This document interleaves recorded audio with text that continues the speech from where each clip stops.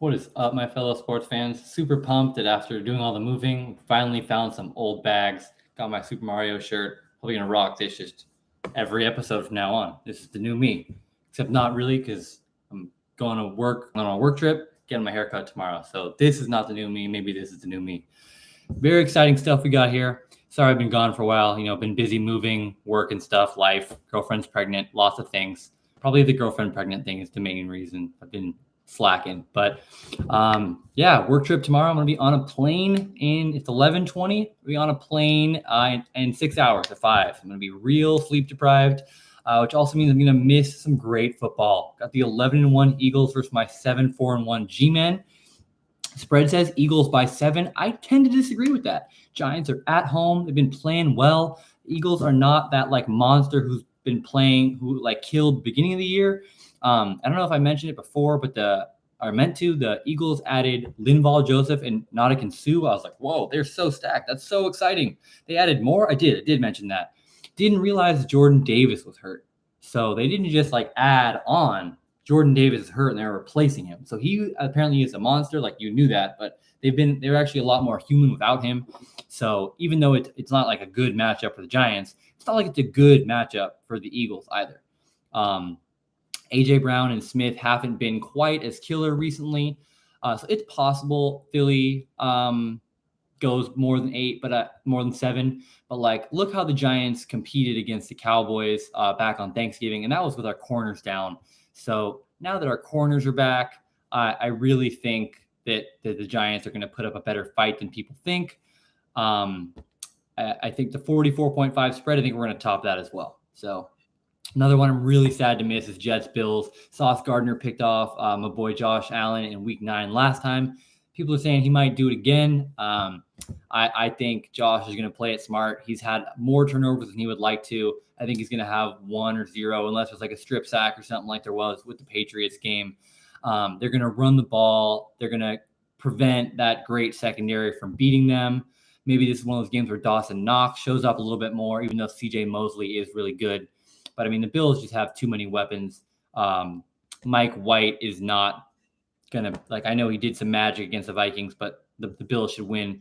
Now, the spread -10 is a tough one, and the over-under is also tough. But with as high-powered as the Bills are, I do have to say over on the spread. And I would stay away from that spread, Buffalo -10. I don't really like the double digits. Jets are good teams. I do take the Jets on that spread. Browns, Bengals, Cincy -5.5. It's an easy one for me. I know the Browns have played well, but Deshaun did not look great last week. It was a really hard-fought game against the Bucs, but still, it's in Bengaltown.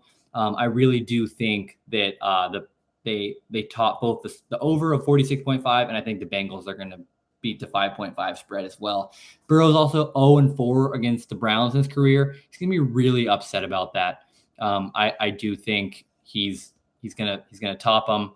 People think they have a 73 FPI says 73% chance the Bengals win. I agree with that. That makes sense. Vikings, Lions, another tough one. The spread actually has the Lions at -2. I cannot take that. I know they're a fun team. I know we all like the Lions. Did that deep dive in the Vikings. They have a solid team. I know Jameson Williams is back, and so they've got the whole thing. DeAndre Swift looked really good last week against the Jaguars, but still, I think the Vikings are 10-2 for a reason. I know the momentum is kind of going the opposite way for those teams, but the Vikings just are a better ball club. It'll be fun with Hawkinson back in town too. But yeah, I think the Vikings are just going to take this one, and especially the spread. Even if they lose by 1, you win. And the over-under is 51.5. I know the Lions can put up a lot of points. I just don't think either of these, 25 for each. I think it could easily be 27-23, and then so you got to go with the under when it's 51.5. Ravens, Steelers, another easy one for me. Steelers -2. Huntley looks good usually. Steelers are 5-7. Ravens are 8-4. Come on, taking the Ravens. And then the over/under is 36.5. I think you got to go over as well. 2020 is a regular scoring game in the NFL nowadays. And the Steelers have looked better. Pickett's getting more comfortable. I think it's, to me, 8-4, 5-7. Those are who the teams are. It's usually when it's that big a difference. It's not like Pickett's done that. I know he hasn't been turning the ball over recently, but I do think Huntley's going in the game knowing he's starting. He's going to have more confidence. Pittsburgh is 0-4 when Pickett turns the ball over. Baltimore with those two new middle linebackers, that's the new duo. I know I always mention that, but I don't think a rookie quarterback is going to like that. They're really fast. I don't even want to talk about this. Texans 10-1, Cowboys 9-3. One thing I will mention is the Cowboys spread is 17.5. I know the Texans have sucked. They will cover the spread. I know they've gotten destroyed, but I just don't think that's like an insult. And the Cowboys aren't that good. The Cowboys are like kind of team that can lose a game like this. So I know they're 9-3, 1-10. The over/under is 44. That's tough. I think because the Texans offense has been so bad, I think it could be like a 28-10 kind of game. And I know that would cover the spread, but also like 28-10. Texans put up a field goal at the last second, 28-13, and then you got 41 points under. So I'd go under on both of those. Talked about that for too long. Sorry. Derrick Henry has 208 rushing yards over the past 4 games. So people have been saying that, look for him to run out of juice. They've been saying it's going to happen for so long. He kills the Jaguars always. As I said, Titans are 7-5, Jaguars are 4-8. It's in Titan Town. Like it just looks like a Titans victory. Treylon Burks has been better recently. Tennessee's only favored by 3.5. I'm taking Tennessee there. Over/under is 41. Going over as well. That's not that much. FPI, interesting, 50.4%. They're saying both, and the two ESPN experts both picked Jaguars. That's very interesting. Chiefs Broncos, another fun one. Broncos are at home. Broncos have a lethal defense. Russ was 27 years old the last time the Broncos beat the Chiefs, so I don't think that's going to end. But what's fun is the spread and the over/under. The Broncos play such low-scoring games. 44 seems like an insult to the Chiefs, but they're not going to be airing it out. You run the ball, it goes slower. So the Broncos put up 13. Chiefs have to put up 32. Yeah, I think I got to go on the under there. Chiefs could easily put up like 27, but the Broncos are probably not going to put up 17.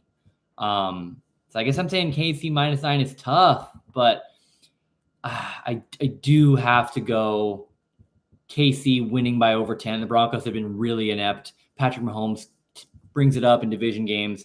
And then I do think the under most likely. Again, KC could go up 17-0 and just kill the clock a little bit. Like, of course, I probably wouldn't bet on that personally.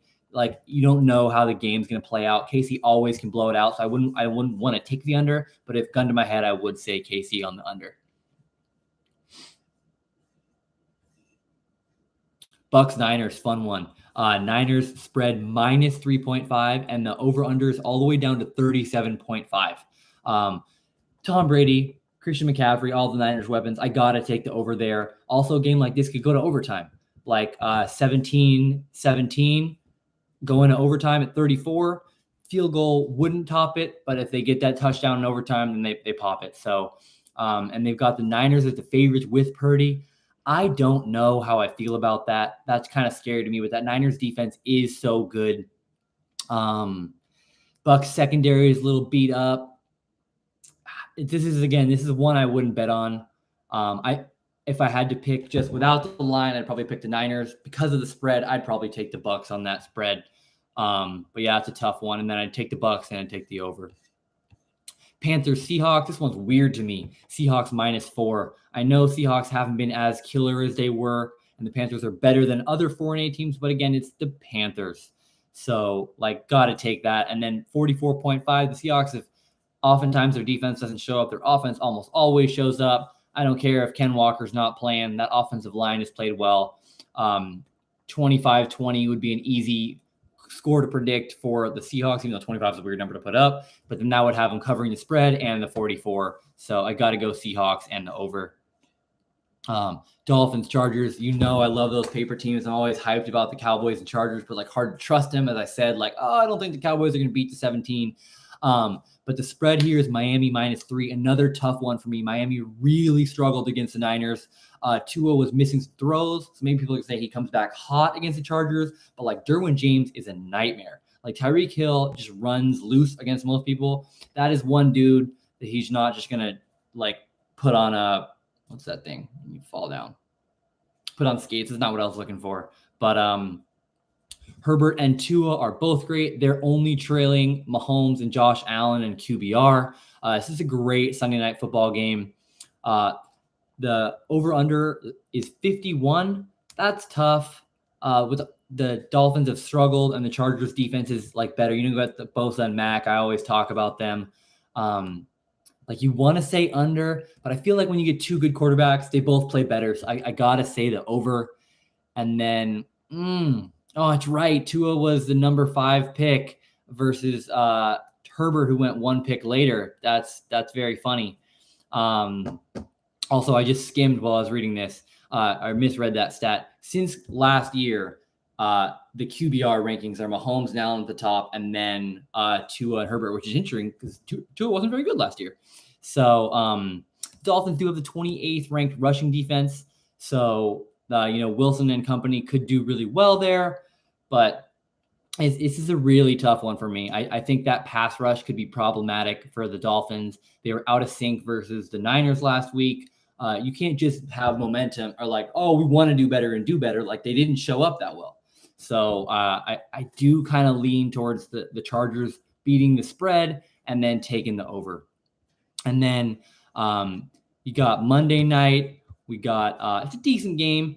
Patriots are one of those teams you never are excited to play against, and the Cardinals. Kyler's always fun. Nuke's back. He's been ripping stuff up.